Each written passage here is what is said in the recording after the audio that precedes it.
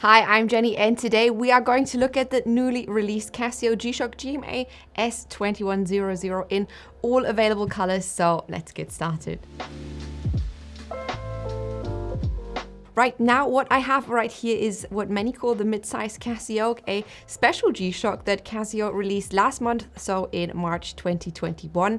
I think many of you can see why this line of G-Shocks has been dubbed the CasioOak. By the way, credit for that goes to Stephen Danila, who was, according to many sources on the internet, the first one to name it in the Scottish Watches Facebook group. The octagonal bezel reminds you of the AP Royal Oak, and it's a very interesting blend of all different kinds of old and new design cues. So for this video, I firstly want to give you the hard facts and then move on to explain how it actually wears and feels, how it works looks-wise on a day-to-day basis, and lastly, my overall thoughts on this release. And I would also like to give away 8 of these watches to some of you watching this.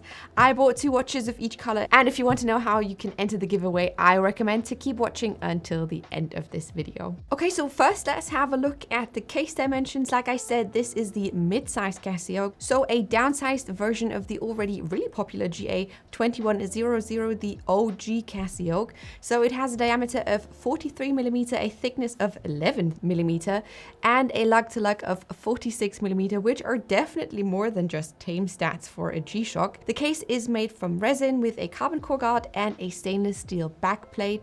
The bracelet, including the pin buckle, is also resin, and on top sits a regular mineral crystal. Given the material, it is super lightweight with only 41 grams in total. The strap itself has a quick release and enough holes in it to fit pretty much any wrist size. There isn't much to say about the overall finish of the watch since this is resin, but it has lots of grooves and a couple of smooth and sloping edges that do complement the octagonal bezel. The 4 buttons on the outside are easy enough to push, but with a strong enough push point and positioning that I would say seems impossible to push them accidentally. Casio promises a water resistance of up to 200 meters, a shock resistance, as well as battery life of about 3 years. The module Casio used in this midsize version is the same as the bigger CasioOak, so it's the 5611 with a world time function. You also get the 100th second stopwatch function, a countdown timer, you have the hand shift function, an alarm clock, a light button, and a tone on and off button as well. The hands are covered in neo bright, so they light up green, and your analog time display is supplemented by the digital display in the bottom right corner and the day subdial on the left hand side. The GMA-S2100 is available in 4 colors right now. You've got a matte black, a blush pink, a salmon pink that I'm wearing right now, and a matte white. Each colorway has shiny highlighted hour markers as well as highlighted hands as well. Right, so that was it for the stats. Let's talk about how it actually wears. As someone with smaller wrists and a proud member of the Itty wrist committee, I can say that I am more than happy with how comfortable this one is. I mean, I cannot say how it would compare to the bigger CasioOak, but what I can say is that it fits perfectly on my 150mm wrist.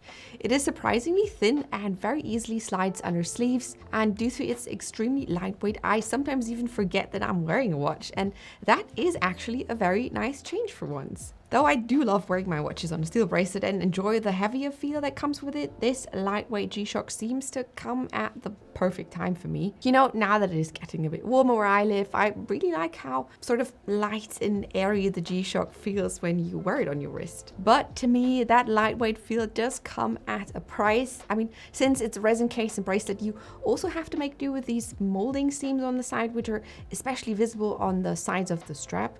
I mean, I know this is plastic after all, but it would have been cool if those molding seams weren't so visible.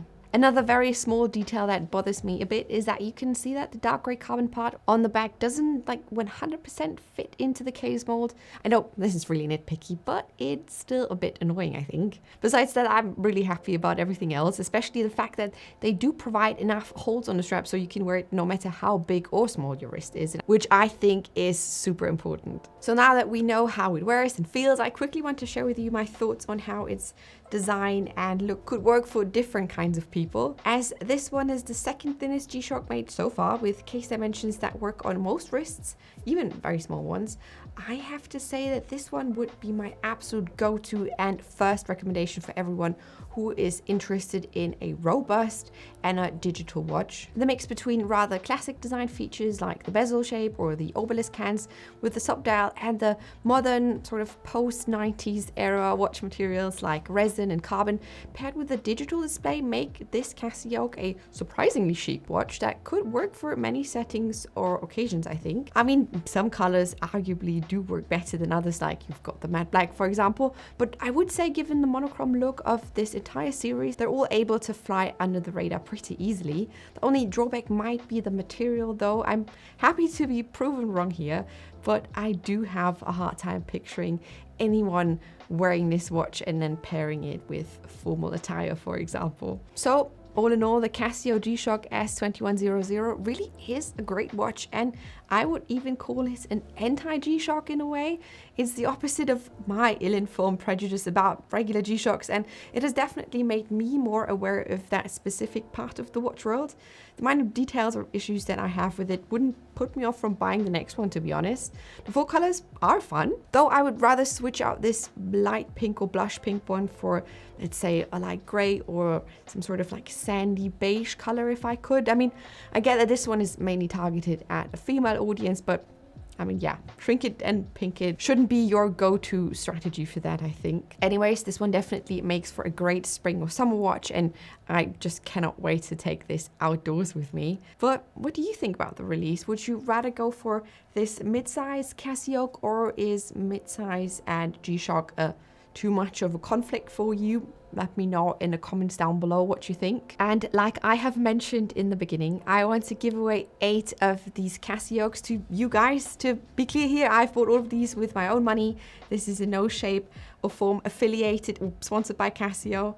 I just thought it would be a fun giveaway because, you know, the Itty Bitty Risk Committee and the case dimensions of this one, and because I think many of you guys would have as much fun with this watch as I have. So all you have to do is be subscribed to my channel here on YouTube and leave a comment down below which one of the 4 colors would be your favorite to win. As I've mentioned, I've bought 2 watches from each color, and I'm going to randomly select the 8 winners in my next Q&A next month, so definitely be on the lookout for that one. You will also find all the details in the description box down below, and that was it for today. Thank you so much for watching this video. If you have enjoyed this, make sure to give it a thumbs up, and I will see you in my next one. Bye!